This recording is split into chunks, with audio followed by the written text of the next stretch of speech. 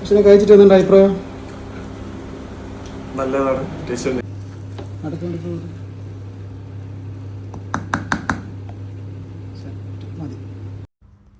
Hi, എല്ലാവർക്കും നമസ്കാരം.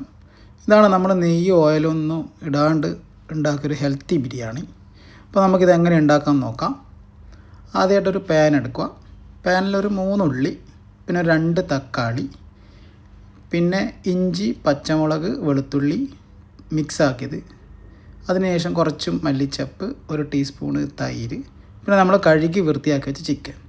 ഇതൊക്കെ നല്ലോണം കൈ വെച്ച് നല്ലോണം മിക്സ് ചെയ്യുക. അതിനുശേഷം ആവശ്യത്തിന് ഉപ്പ്, 1/2 ടീസ്പൂണ് മഞ്ഞൾപ്പൊടി, 2 ടീസ്പൂണ് ഗരം മസാലപ്പൊടി.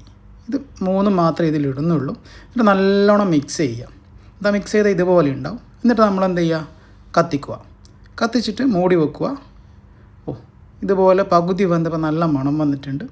പിന്നെ നമ്മൾ അടച്ച് വെച്ച് നല്ലോണം വേവിപ്പിക്കണം. ഇതിൽ വേറൊരു സാധനം നമ്മൾ ചേർക്കുന്നില്ല. ആവശ്യമുണ്ടെങ്കിൽ മാത്രം ചെറുനാരങ്ങയുടെ നീര് ഉറ്റിക്കുക. ഇപ്പം നമ്മുടെ ചിക്കൻ ഇപ്പോൾ ഏകദേശം വെന്തിട്ടുണ്ട്. ഇനി ഇതിലെ വെള്ളം ഒന്ന് വറ്റണം. അതിനായിട്ട് കുറച്ച് സമയം തുറന്ന് വെച്ചിട്ടും വേവിപ്പിക്കണം. ഇതിപ്പോൾ ഏകദേശം വെന്തിട്ടുണ്ട്. അങ്ങോട്ടും ഇങ്ങോട്ടും ഒന്ന് ഇളക്കി കൊടുത്താൽ നല്ലതായിരിക്കും. ഉപ്പൊക്കെ ഉണ്ടോ എന്ന് നോക്കുക. പിന്നെ ഈ സമയത്തൊക്കെ വേണമെങ്കിൽ കുറച്ച് മല്ലിയില വേണേ അതിൻ്റെ കൂടെ ഇടാം. ഏകദേശം നമ്മുടെ ചിക്കൻ റെഡി ആയിട്ടുണ്ട്. നമ്മുടെ പാത്രം എടുത്ത് ഞാൻ ജീരകശാലയുടെ കൈമ റൈസാണ് യൂസ് ചെയ്യുന്നത്. അപ്പോൾ അതിലെന്ന് വെച്ചാൽ 1 ഗ്ലാസ് അരിക്ക് 2 ഗ്ലാസ് വെള്ളം. ഇപ്പം നമ്മൾ അതിനകത്ത് ഇതാ പട്ട, ഗ്രാമ്പു അതൊക്കെ ഇടുക, ഗരം മസാല. അതിന് ശേഷം 1/2 ചെറുനാരങ്ങയുടെ നീരൊഴിക്കുക. എന്നിട്ട് നല്ലോണം അടുപ്പ് കത്തിക്കുക. ഇതിനകത്ത് നെയ്യൊന്നും ഒഴിച്ചിട്ടില്ല. അപ്പോൾ നമ്മൾ ഈ ഇടുന്ന അരി ഒരു മണിക്കൂർ മുന്നേ കഴുകി ഊറ്റാൻ വെച്ചാൽ നല്ലതായിരിക്കും. ഇങ്ങനെ കഴുകി ഊറ്റാൻ വെക്കണം. എന്നിട്ട് പകുതി തിളക്കുമ്പോൾ ഒന്ന് ഇളക്കി കൊടുക്കുക. ആവശ്യത്തിന് ഉപ്പിട്ടിട്ട് ഉപ്പുണ്ടോ നോക്കണം. ഈ സമയത്തൊക്കെ നല്ലോണം അടുപ്പ് കത്തണം. ചെറിയ ഫ്ലെയിമല്ല, നല്ല ഹൈ ഫ്ലെയിം തന്നെ കത്തിക്കോട്ടെ. ഇതിപ്പോൾ ഒരു പകുതി വെന്തിട്ടുണ്ട്. ഇടയ്ക്കിടയ്ക്ക് ഇങ്ങനെ ഇളക്കി കൊടുക്കണം. എന്നിട്ട് നമ്മൾ ഒന്നുകൂടി നോക്കുക, അടിക്ക് പിടിക്കാതെ നോക്കണം ഇത്. എന്നിട്ട് പിന്നെ അടച്ച് വെച്ച് വേവിപ്പിക്കുക. ഇതിപ്പോൾ നമ്മളൊരു 80% നമ്മുടെ ചോറ് റെഡി ആയിട്ടുണ്ട്. ഈ സമയത്ത് നമ്മൾ ഫ്ലെയിം ഒന്ന് കുറച്ച് മീഡിയത്തിലാക്കി വെക്കണം. എന്നിട്ട് വീണ്ടും നമ്മൾ അടച്ച് വെക്കണം. ഈ അടച്ച് വെക്കുന്ന സമയത്ത് തന്നെ ഗ്യാസ് ഓഫ് ചെയ്യണം. നമ്മൾ ഏകദേശം ആയിട്ടുണ്ട് ചോറ്. അപ്പോൾ ഞാനെന്ന് വെച്ചാൽ അടച്ച് വെച്ചതിന് ശേഷം കുക്കറിൽ ചൂടുവെള്ളം വെച്ചിട്ട് ഇതിൻ്റെ മേളിൽ വെച്ചിട്ടുണ്ട്. അങ്ങനെ വെച്ചാൽ നല്ലതായിരിക്കും. ആ സമയത്ത് തന്നെ കുറച്ച് മല്ലിച്ചപ്പ് ഇട്ടിട്ടുണ്ട്. അപ്പോൾ നമ്മുടെ ചോറ് ഇപ്പോൾ ഏകദേശം നല്ല റെഡി ആയിട്ടുണ്ട്, നല്ല അടിപൊളിയായിട്ട്. ഇനി ദമ്മിടുകയോ വേണ്ടു. ദമ്മിടാനായിട്ട് ഒരു കുക്കറാണ് ഞാൻ എടുത്തിട്ടുള്ളത്. അടിക്കൊന്നും പിടിക്കാൻ നല്ല സെറ്റായിട്ട് നമ്മൾ അരി വന്നിട്ടുണ്ട്. ഇതിൽ നെയ്യോ ഒന്നും ഇട്ടിട്ടില്ല, നല്ല അടിപൊളിയായിട്ട് വന്നിട്ടുണ്ട്. അലൂമിനിയം പാത്രമാണ് ഉപയോഗിച്ചത്.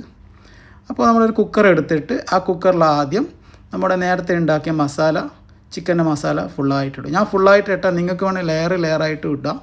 ഞാൻ പിന്നെ മൊത്തം മസാല താഴെ ഇട്ടിട്ട് അതിൻ്റെ മേളിൽ നമ്മൾ റൈസ് ഇടുക ചെയ്തത്. റൈസിൻ്റെ കൂടെ കുറച്ച് ഗരം മസാലപ്പൊടി അതിന് മേളിൽ ഇങ്ങനെ ഇട്ടിട്ടുണ്ട്. അതിൻ്റെ കൂടെ നിങ്ങൾക്ക് വേണമെന്നുണ്ടെങ്കിൽ അണ്ടിപ്പരിപ്പൊക്കെ നെയ്യിൽ വാട്ടാം. ഞാൻ പിന്നെ നെയ്യും ഓയിലും ഒന്നും യൂസ് ചെയ്താണ്ട് ഒരു ഹെൽത്തി ആയിട്ട് ഉണ്ടാക്കുന്നതുകൊണ്ടാണ് ഇങ്ങനെ ചെയ്തത്. അത് പിന്നെ കാണാൻ കുറച്ച് ഭംഗിയുണ്ടാവും. ഇതിപ്പം കാണാൻ കുറച്ച് ഭംഗിയൊന്നും ഇല്ലാന്നേ ഉള്ളൂ. ഹെൽത്തി ആയതുകൊണ്ട് നമുക്ക് ഇങ്ങനെ ഉണ്ടാക്കാമെന്നുള്ളത് നിങ്ങൾക്ക് ഇപ്പോൾ കാണിച്ചു തന്നെയാണ്. അപ്പോൾ മല്ലിച്ചപ്പെല്ലാം ഇട്ട് അതിൻ്റെ കൂടെ വേണേൽ ഇനിയിപ്പോൾ റൈസ് ഇടാം കുറച്ചായിട്ട്. നിങ്ങൾക്ക് 2 or 3 ലെയറായിട്ട് ഉണ്ടാക്കാം. ഞാനത് ഒറ്റ ലെയറായിട്ടാണ് ഉണ്ടാക്കുന്നത്. ചിക്കൻ മൊത്തം ആദ്യം അടിയിലിട്ട് നമ്മളായ ചോറ് നല്ല അടിപൊളിയായിട്ട് വെന്തിട്ടുണ്ട്. ചോറ് കൈമയുടെ റൈസ് എടുത്ത നെല്ലറയുടെ കൈമ റൈസ്. അപ്പോൾ അത് മൊത്തം നമ്മളിങ്ങനെ എല്ലാവരും ഇട്ട് കൊടുക്കണം. ഇട്ട് കൊടുത്തതിന് ശേഷം കുറച്ച് ഗരം മസാലപ്പൊടി മേളിലിങ്ങനെ വിതറണം. അതിൻ്റെ കൂടെ മല്ലിയിലയും പുതിനയും ഉണ്ടെങ്കിൽ നല്ലതായിരിക്കും. അങ്ങനെ അത് മൊത്തം ഇടുക. എന്നിട്ട് പിന്നെ ഞാനിപ്പോൾ ചോറ് പിന്നെ അതിൻ്റെ മുകളിൽ ഇടും.